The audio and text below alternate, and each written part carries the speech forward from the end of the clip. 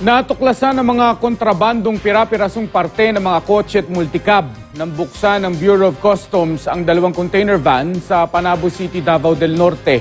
Makibalita tayo kay Marlon Palmahil ng GMA Davao. Marlon.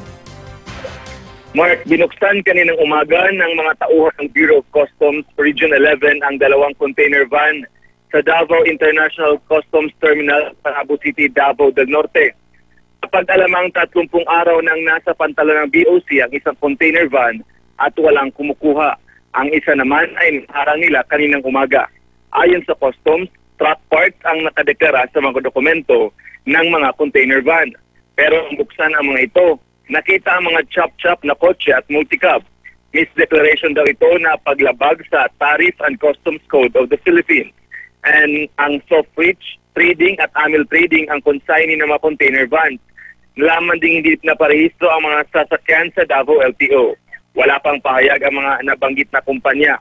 Mas madali sanang mahuhuli ang mga kontrabandong ipinapasok sa pantalan ng Panabo kung meron silang magagamit na x-ray machine.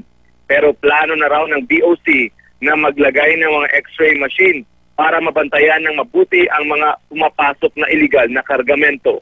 Yan ang latest mula dito sa Davao City.